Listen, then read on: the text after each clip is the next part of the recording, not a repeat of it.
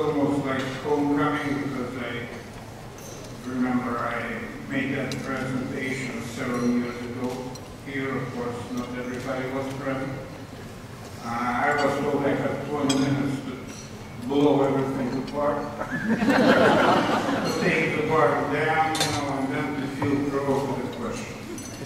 So I will try to accommodate that, but before I just want to say a few words. It's my 11th year in Canada, and I was a happy man here. Before that, I wasted 30 years of my life on negotiating nuclear arms with the United States. And you imagine how inconsequential and dull it was.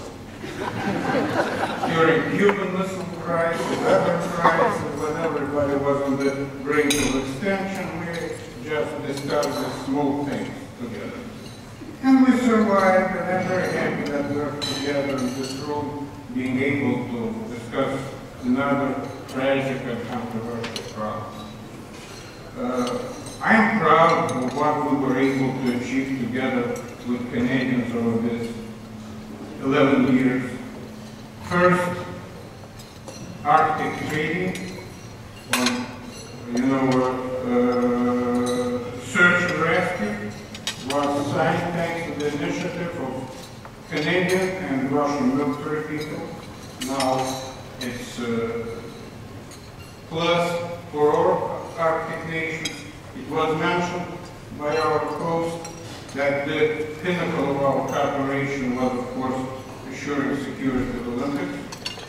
You remember all this, terrible prognosis about terrorism, lack of human rights, and even people suggesting one shouldn't go to Sochi.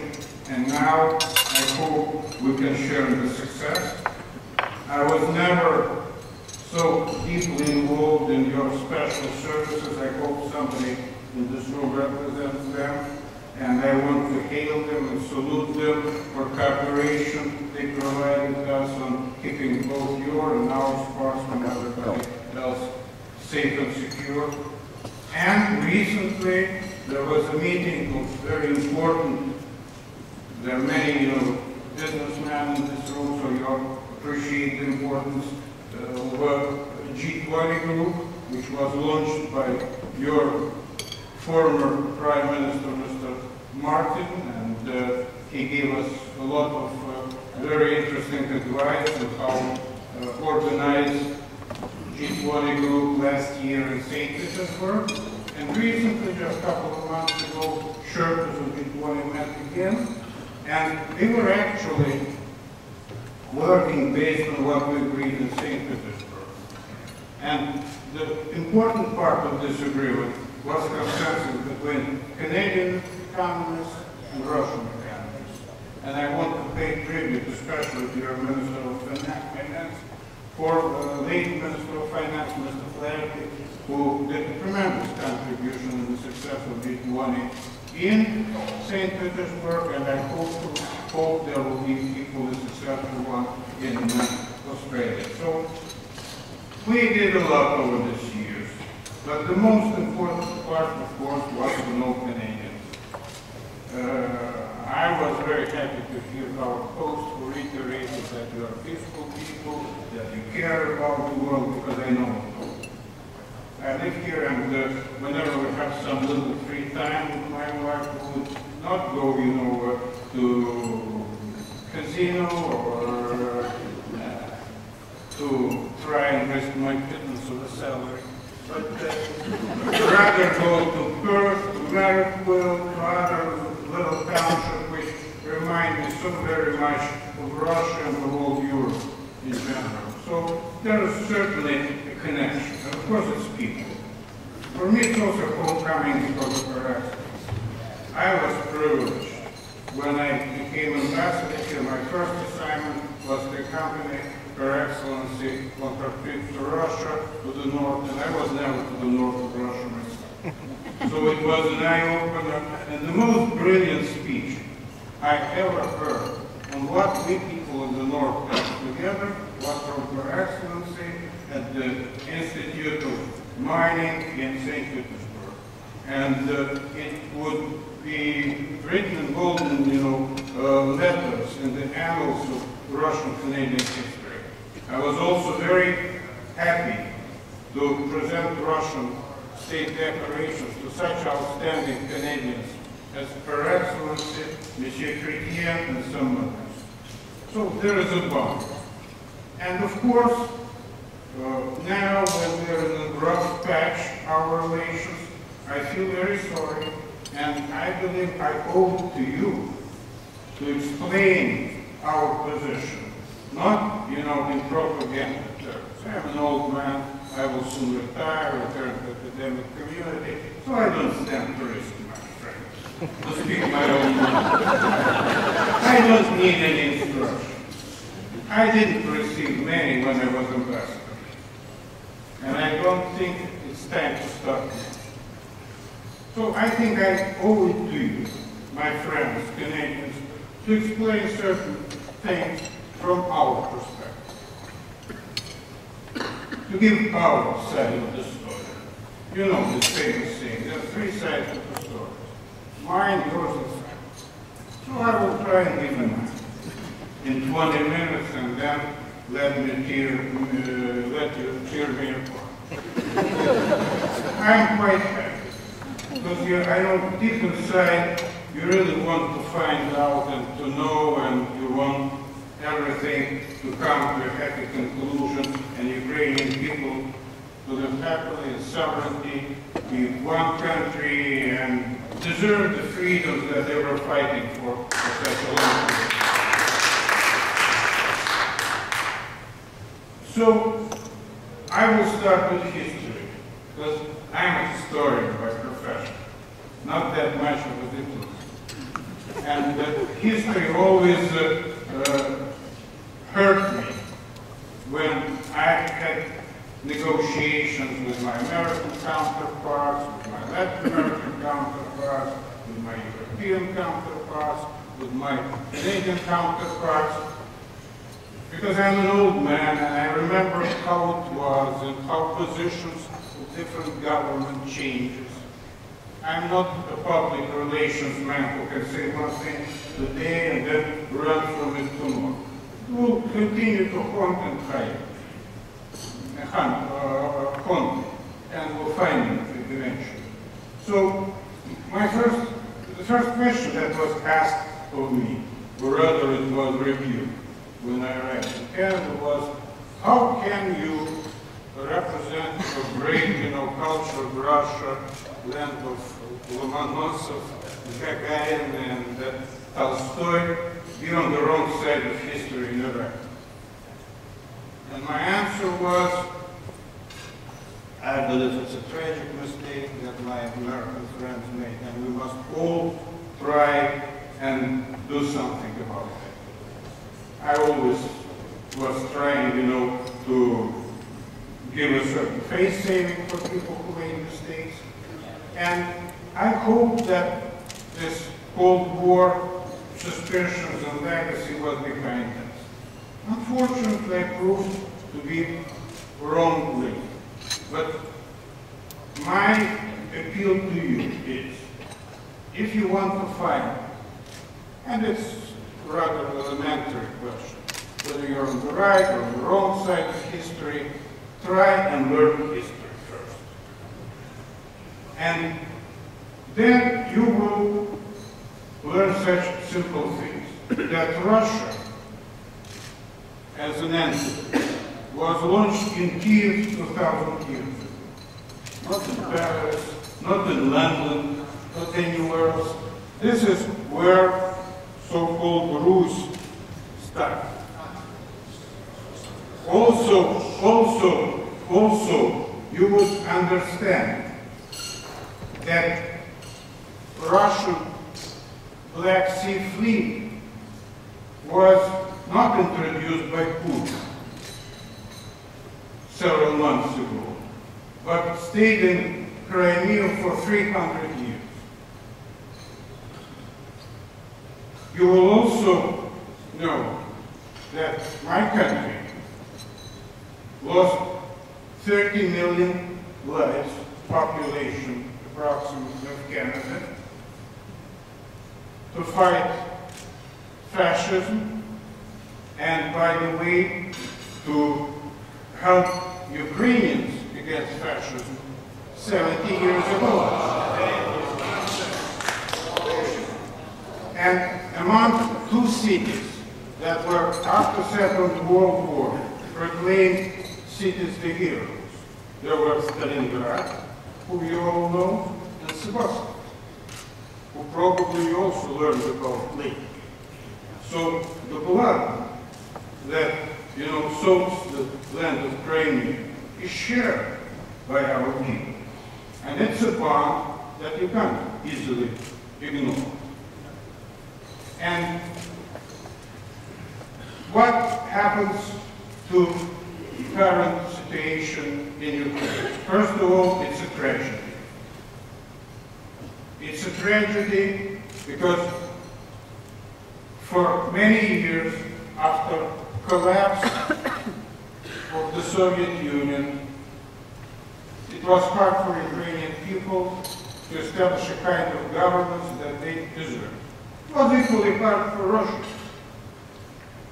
Such, great changes as collapse of nation state with ideology, economy, social programs, everything, alliances, they don't go easy. I remember in 1993 when I was heading an important delegation to negotiate nuclear arms with Americans, and then I would go to Ottawa and talk with my friends about some very important issues of strategic stability, and I was driving to the airport from downtown Moscow. It was tanks, rolling down the streets of Moscow, 1993, shooting on the parliament, where communists constituted the majority. And I remember how Canadians, Americans, and other our partners universally supported this move, which wasn't exactly a legitimate parliamentary struggle. So I know that such huge changes are dramatic and revolutions are missing. We call what happened in Kyiv in February coup. Others call it a revolution. As a historian, I know there is a very little difference. Some people call October 1917 revolution a coup. Some historians, some call it a revolution. By the way, I think your timing for this speech was perfect. Because as a historian, I want to remind you that on the 22nd of April, the greatest Bolshevik and revolutionary Vladimir Lenin was born. So it's an interesting historic irony that I address you on his birthday in the Royal Canadian Club, because he's, of course, one of his most cherished plans was to take apart Russian Empire and all the other empires, for account. So revolutions are messy. And after 1917 revolution, when Bolsheviks took power, some say during the coup, others say during the revolution in St. Petersburg, there were also 3 more governments simultaneously appeared in Russia. One in Kyiv, which was occupied by Germans and supported by, German army. Another government, and I mind, in Crimea, government which was led by Tsar's general, held by French and Brits, for obvious reasons, who were always very interested in relations with Russia and Crimea. You remember it from Crimean War. The third and the next government was in the Far East, when Japanese helped another Tsar's general to create a government. So there were 4 governments at the same time. And you can't expect revolutions or coups or whatever not to be messy.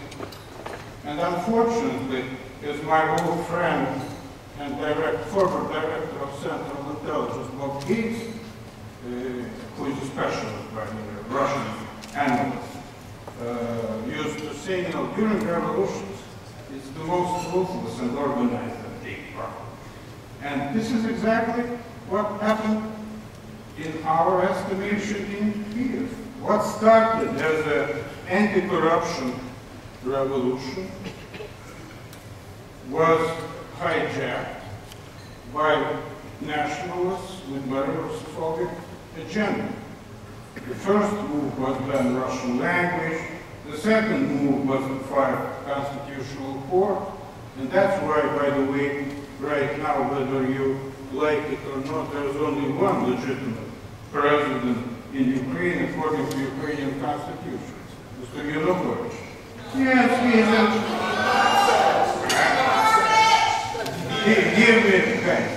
Give me a chance. I will give you one later. You can make statements, just don't throw pies. Or reactions, whatever you have to do. I will give you a chance. That's why I volunteered to give you a chance to vent your frustration through questions. But I won't give a take. I don't want to preach. I'm not a preacher. Unfortunately, I'm an actor. So that's why we will have given. According to Ukrainian constitution, there are only 3 ways to dispose of your legitimate president. One, he writes his own application, which I don't suppose Mr. Yanukovych wants to do. Number 2, there is an impeachment. But when you fire constitutional court, who will impeach you? And number 3, if he dies. And that, unfortunately, was very close. He was shot on. He had to run for his life. Initially to the regions where he believed he would be welcome. And then I'm not going to be his judge and to say that he should have, muddled through, sent off, organize, some groups in his favor. He was afraid. He saw what happened to Mr. Gaddafi and others. He didn't want to follow suit with his family.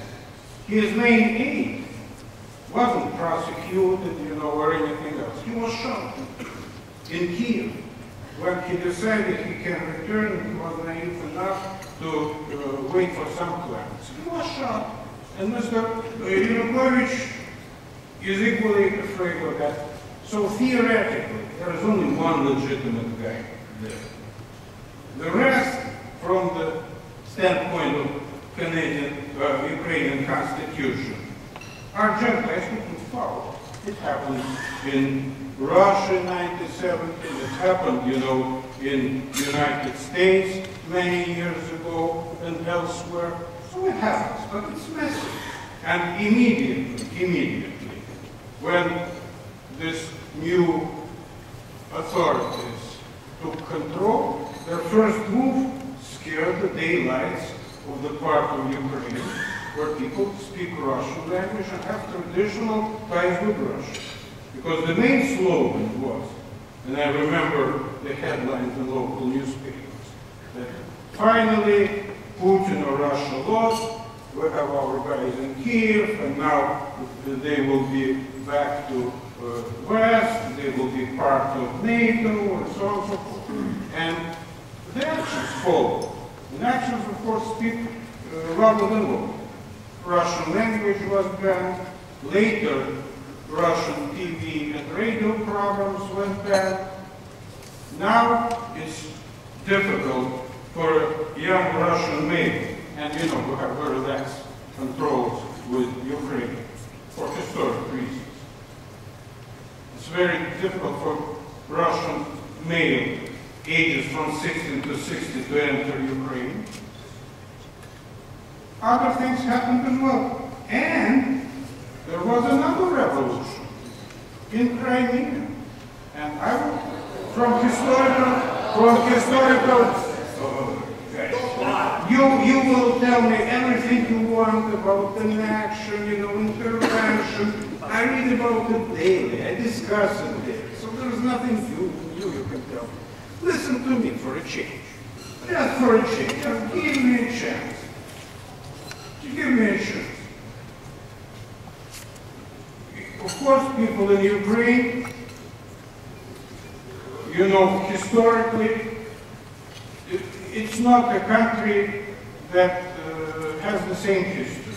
Western part of Ukraine traditionally has more influence from Poland, France, you know, Great Britain, even during the Second World War, it was apparent. And eastern part of Ukraine is closer, in a closer association with Russian business, culture, and otherwise. And Crimea was always considered to be a part of Russia, historically. Why Khrushchev gave it away in 1954? I haven't heard anybody here discuss why he did it. Because it was one country, Soviet Union. He was a communist leader. He gave it to communist leader in Ukraine. So what was the reason? The reason, unfortunately, was a very, you know, murky one. Because Stalin died in 1953. And you know what a terrible monster Stalin was. I know it personally because he shot my grandfather. Others have other experience with that. And of course my grandfather was an innocent man, you know, was a hero of the Second World War, but you know, those were the terrible purges that were conducted by Stalin. So when he died, many people who were closely associated with him, in execution of innocent people, sending millions to Gulag and otherwise, were shot. Not because of some justice suddenly prevailed, but people just didn't want to have evidence around. And one of the persons who was closest to Stalin, who was in charge of his purges, killing hundreds of thousands of people in Ukraine, was Khrushchev. It's not just, you know, a gossip. There are documents and archives are signed personally by Khrushchev sending people to fighting school. So to try and distance himself when many people were killed and purged after Stalin died, he decided to make a gesture. For him, he didn't give any damn about the history of Crimea, that he was, you know, dealing with these people like they were serfs, you know, giving for one baron to another. But those were inside one communist country. In 1991, when the Soviet Union was about to fall apart, and people, of course, somebody is calling me from Moscow. Take my instructions for me.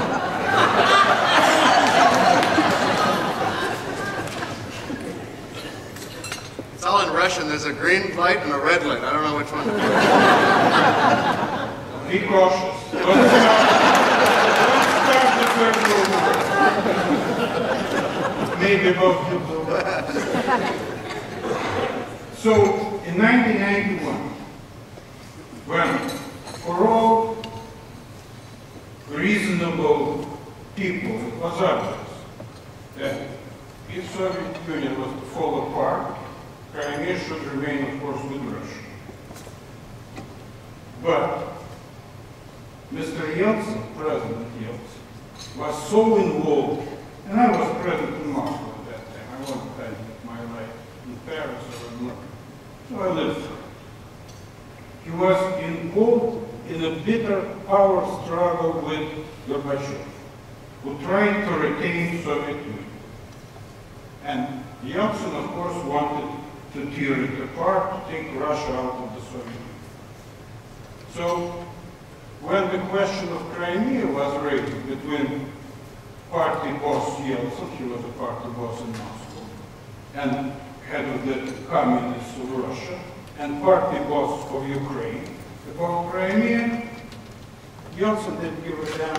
He wanted to have all these regional party bosses on his side so that he can, you know, defeat Gorbachev, which he did eventually. So again, these people were like, you know, given away like serfs. And then there was not a very seamless story about Constitution from Crimea, which was first adopted in 1992, then it was, you know, changed again, and when this revolution or push started in Kyiv, and we have new version of Bolsheviks there, with very nationalistic, anti-Russian attitude. Of course, people in Crimea, but why we can't do the same? And they did, and yes, there were Russian fleet there. And I will tell you what was there. There were 20,000 Russian troops in Crimea. And I personally negotiated this agreement because I'm an arms control geek, not only with nuclear weapons. I also participate in other negotiations, like taking nuclear weapons from Ukraine. If anybody is interested, I can give you a few funny facts about how it happened and who paid for it and who was at the forefront of this negotiation, not Russians. There were 20,000 Russian troops with the Black Sea Fleet, and there were about 20,000 Ukrainian troops over there. And now, out of these 20,000 Ukrainian troops, only 3,000 decided to go back to Ukraine, and the rest is serving with the Russian army, which tells you something.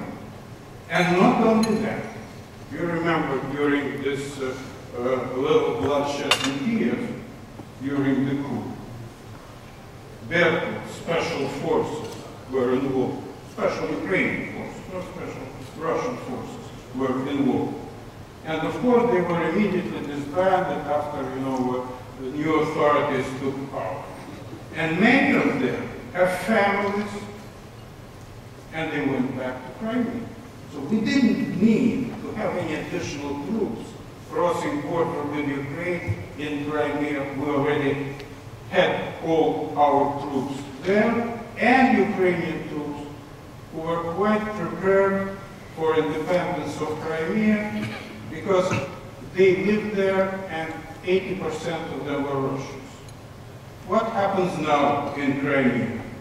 Not a single person killed, not any purchase. First thing that we did to render the Tatar ethnic community is rehabilitation, almost like you did here with the First Nations.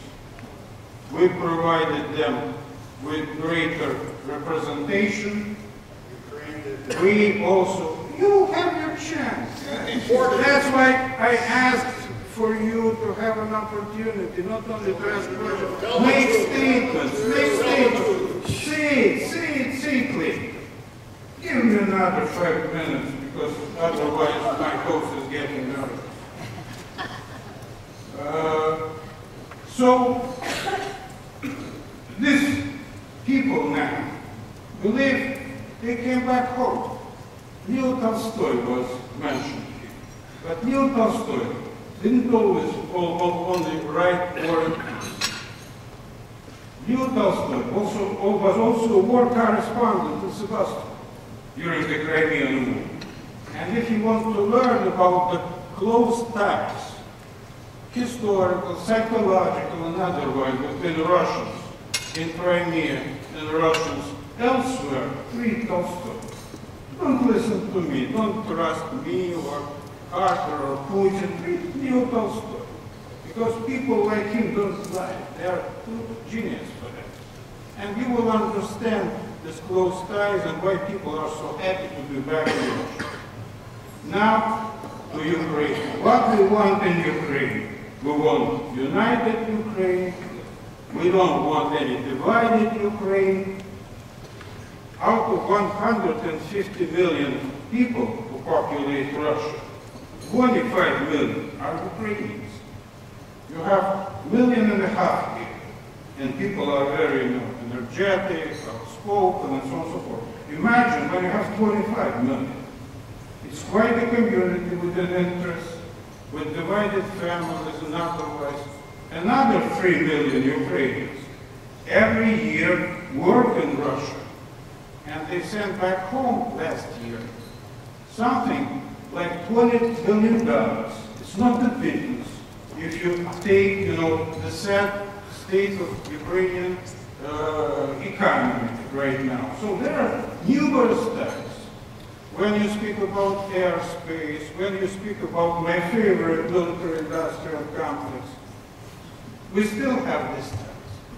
And we are very interested in stability in Ukraine. There is a lot of talk about Russian troops on the border of Ukraine. Of course we are concerned because Ukraine is on the brink of civil war. Will we use them? I can give you my personal assurances. Our border troops won't cross Ukrainian border. It's the last thing we want. It will be disaster, not for world community, not only, for people in Canada who feel deeply about Ukraine. It will be total disaster for Russian identity, historic and otherwise. So, what those troops are doing? They are preventing all these extremists to take vengeance on people who speak and do Russian. You may say, it's a lot of fairy tales. Let's put it to the proof. And that's why it was Russia, not United States, not European Union, not even my favorite Canadian foreign affairs, that were behind organizing Geneva meeting on the 17th of April. And there was a broad agreement there that we must stop violence, that we must disarm those extremist groups, that there must be effective constitutional reform, so people in eastern Ukraine will feel equally, empowered as people in the western Ukraine. My post mentioned Joe Biden. I happen to know Joe Biden very well. He's a very interesting guy. Before he was in charge of Iraq, and he was in charge of Afghanistan, now he's in charge of Ukraine. God bless him. I know him very well. He's a nice guy. But he also said in his speech, he has castigated Russia, warned us, which is to be expected. We also castigated America, warned them. It was my profession for 30 years. But he also said that we need the real constitutional changes in Ukraine. That we need more autonomy from eastern Ukraine so that they feel secure and participate in forthcoming presidential elections. We want nothing better than to have publicly elected, legitimate new president for Ukraine with whom we can resume discussions and, economic situation is terrible, and so on and so forth. So this is what we want. It will be hard. There is a huge suspicion. People are fanning up, anti-Russian hysteria. Stereotypes are very alive still. And I know it because, we also have our lunatic fringe, our Tea Party in Moscow and elsewhere. And whenever I had to conclude important arms control negotiations with Americans, my chief opposition wasn't American military, because they are stupid enough to go to nuclear war with Russia. It was many people of certain, Cold War upbringings back in Moscow, and I had to convince them. And I remember when we had hearings and ratifications of these treaties, I was publicly accused of treason and everything on the floor of my parliament. So I'm used to this stuff. I went through more difficult patches. And I only want us to work in concert to help Ukrainian people finally get the government they deserve. Because I'm absolutely convinced it's in the national interest, not only of Canada, the United European Union, but but also over Russia. And we want Ukraine that will be on equally friendly terms with the West and with Russia. And we'll have to make this stupid choice between being friendly to Russia or being friendly to the West. I think it's hugely, artificial and destructive just to impose a choice on Ukrainians. And when I was last summoned to my friends in foreign affairs, and they regularly give me dressing up, and of course I respond and tell them a couple of things that concern me about Canadian position. I told them, if you want to be serious players, if you want to help Ukrainians, if you want to be instrumental in national reconciliation in Ukraine, join the group. Be with us, Americans, European Unions. Yes, we are, but we're trying to do something. It's much harder than just standing on the sidelines and bad-mouthing everybody. Not to say that it's deeply offensive to people who lost 30 million lives to be compared to Hitler or Germany. I will leave it to the conscience of those who make such terrible pronouncements. But I'm absolutely certain.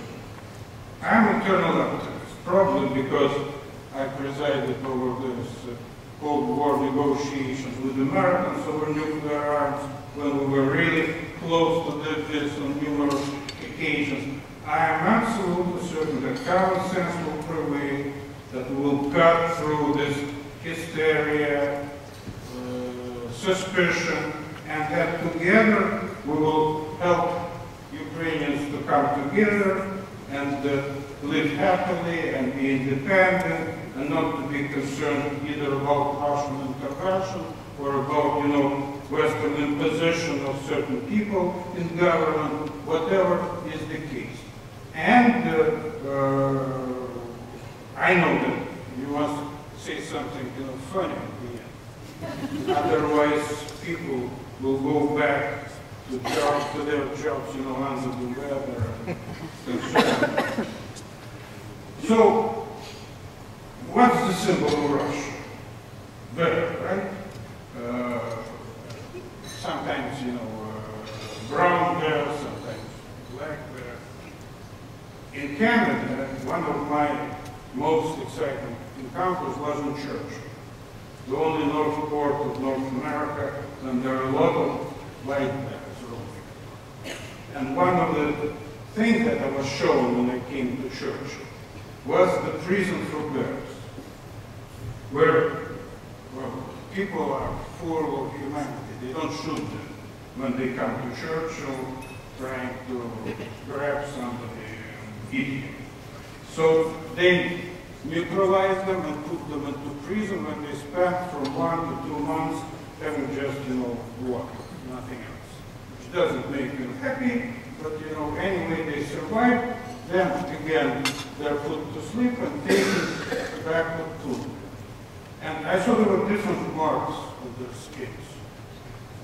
Black, white, gray, and other way. They said, what's the reason for that? They said, well, gray first time, black second time, red, repeat offenders. And in the country that is so, famous for law and order, repeat offenders are under siege right now. And some of these bears who are repeat offenders, I was told, came all the way from Russia. Can you imagine? Thousands of kilometers. Because they like it in churches so very much. So I think if bears are so smart, people can be equally, understanding and come to an agreement and look at the space, look up, unfortunately, I said I'm an atheist. When I look up, I'm trying to trace the International Space Station. And what's happening in the International Space Station right now? The hate of all this, hysteria and talk about the global war and so on. Russians, Canadians, and others are working happily together. And they're being, sent there by the Russian missile and backwards.